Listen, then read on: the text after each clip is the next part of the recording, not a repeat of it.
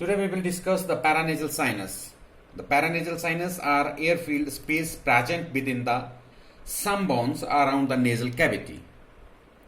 The sinuses are frontal sinus, maxillary sinus, sphenoidal sinus and the ethmoidal sinus.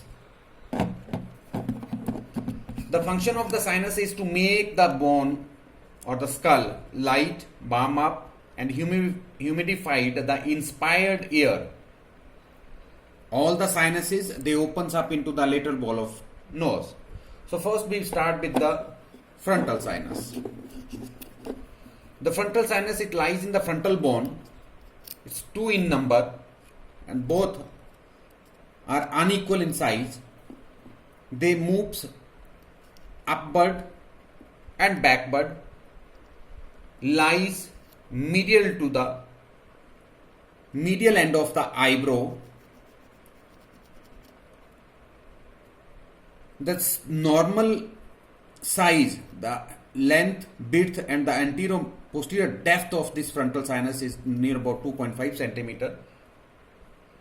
Though they are rudimentary or maybe absent at birth, they are well developed between the 7 to 8 years of age. Supplied by the supraorbital artery, venous drainage through the supraorbital and the superior ophthalmic vein, submandibular lymph node for the lymphatic drainage, and nerve supply through the supraorbital nerve. Next, we will discuss the maxillary sinus. So this one is the larger cavity. This is the largest paranasal sinus, maxillary sinus. This is maxilla. Its base lies or directed medially. This is medially. Its base directed medially and apex directed laterally towards the zygomatic bone. This is apex of this sinus. It opens up into the middle meatus of the nose in the posterior part of the hiatus semilunaris. When it is isolated maxilla, then the opening of the hiatus is large, but when it is intact with skull, the size is small. The normal size of this maxillary sinus, height is near about 3.5 centimeter, width is 2.5 centimeter, and anterior posterior depth, it is not near about 3.5 centimeter. So the roof of the, it's formed by the floor of, this is the floor of orbit, where the infraorbital nerve is present. This is the infraorbital nerve. And the floor is formed by the alveolar process. This is the alveolar process of maxilla. So the alveolar process of maxilla, which lies near about 1 centimeter below the floor of the nose.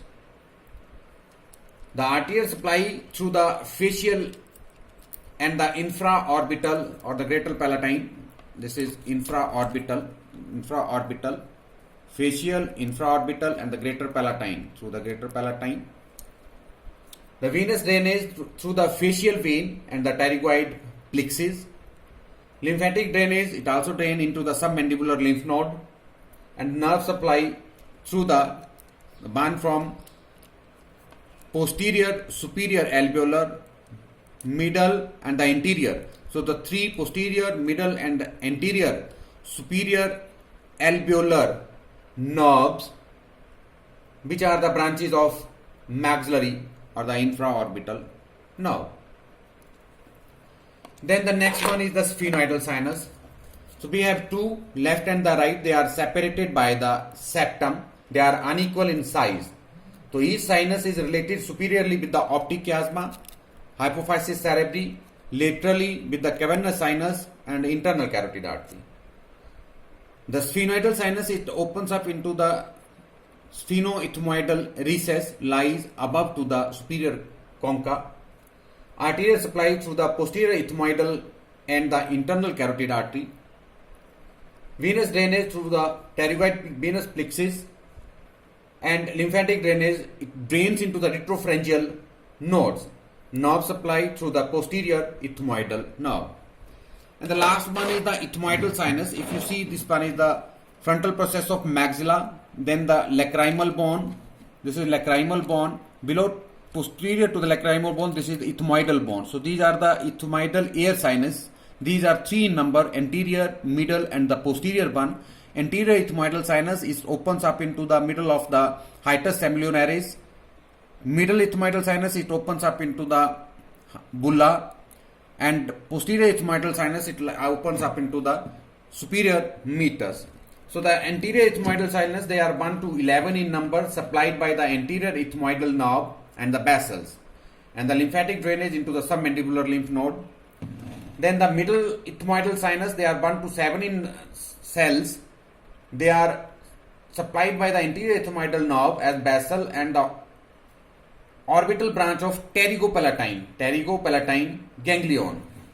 The lymphatic drainage is also into the submandibular lymph node.